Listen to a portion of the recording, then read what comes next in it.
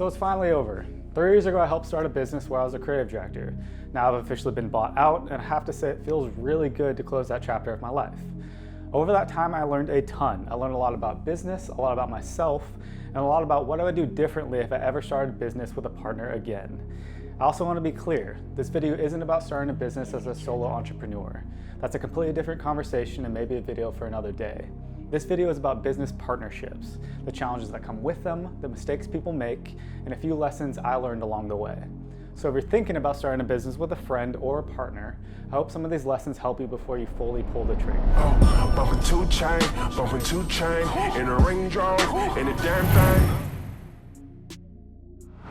I spent most of my 20s as a pretty ambitious guy, constantly talking with friends and acquaintances about business ideas. And I know exactly what it's like. You and your buddy come up with an exciting idea, you're both motivated, and neither of you has that much experience. And that's part of the fun. Honestly, failure is often how you learn the best. But while it seems exciting in the beginning, things can get dark once money, responsibility, ego, and potential success enters the picture. You think you know someone until those things get involved. Business has a way of bringing out the sides of people you've never seen before. Sometimes good, sometimes not so much. So before you sign anything, before you shake hands, before you start the company, take yourself aside and ask yourself one single question. Am I okay with never speaking to this person again? It sounds extreme, but it's a real possibility.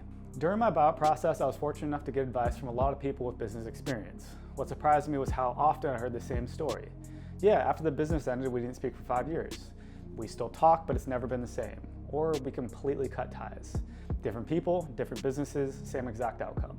That was incredibly eye-opening. So if you look in the mirror and your answer is, no, I don't want to risk losing this friendship, then I would seriously reconsider moving forward. Because no matter how good the idea is, there's always a chance that the business survives and the friendship doesn't. This one's a little nuanced because every business is different and the right ownership structure depends on the people involved and their responsibilities. That being said, in general, I would strongly recommend against a 50-50 partnership. And the reason is simple. Eventually, someone needs to make a decision. Years ago, I worked for a company where the two owners were split down the middle 50-50, and I watched them argue constantly. The biggest problem wasn't that they disagreed, it was that neither person had the authority to break the tie and move things forward.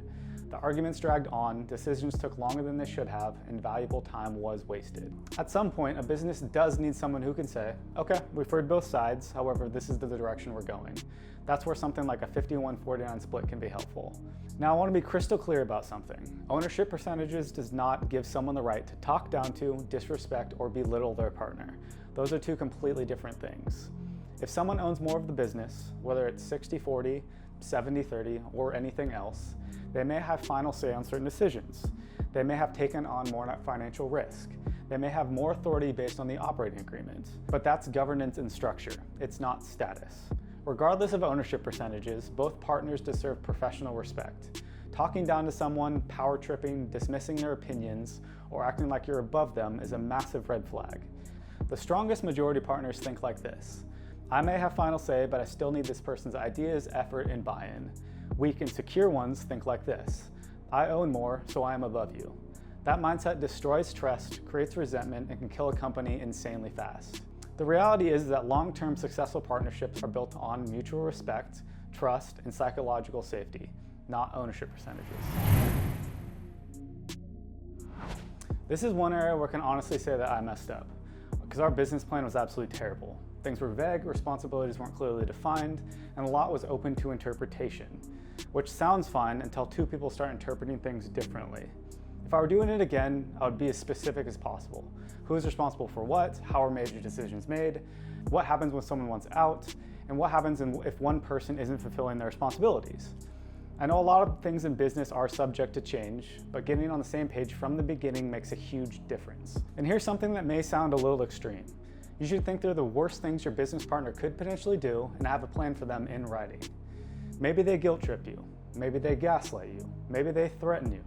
Maybe they lock you out of business assets. Maybe they make major hiring decisions without consulting you. Maybe they hire your ex-girlfriend.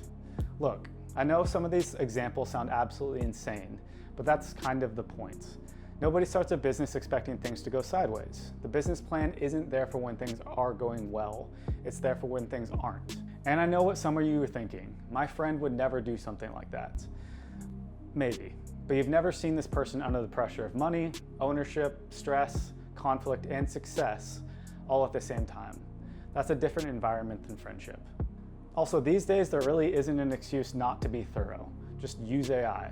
Have it generate scenarios, have it pinpoint blind spots, have it help draft agreements, and if your friend thinks you're being overly cautious, just blame AI. It's a lot easier to spend an extra week planning than it is to spend months arguing about something that should have been written down from the beginning. If your partnership ever reaches the point where one person is buying the other out, I would strongly recommend pushing for a single payment whenever possible. And the reason is simple. It creates a clean break. Once the deal is done, it's done. Both people can move on and focus on whatever comes next. The problem with monthly payments is that you're still connected to that person long after the partnership has ended. Maybe it's 6 months, maybe it's a year, maybe it's even longer.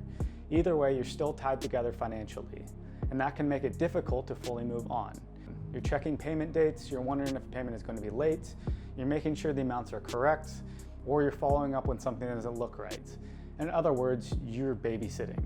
And after a buyout, that's the last thing most people want to be doing, especially if there was any tension, frustration, or animosity involved in the separation. A clean break allows both parties to move forward without constantly looking over each other's shoulder. Now, every situation is different, and sometimes a payment plan is absolutely the only realistic option. But if you have the choice, I would lean towards a one-time payment every time. Your goal shouldn't just be to get bought out. Your goal should be to get bought out and move on with your life.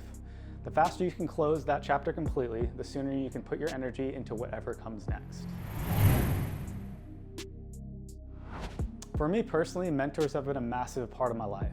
Whether it's the stock market, business decisions, life experiences, or more recently, AI, I believe it's crucial to have trusted people who you can turn to for guidance and honest feedback. When starting a business, having a mentor can be invaluable.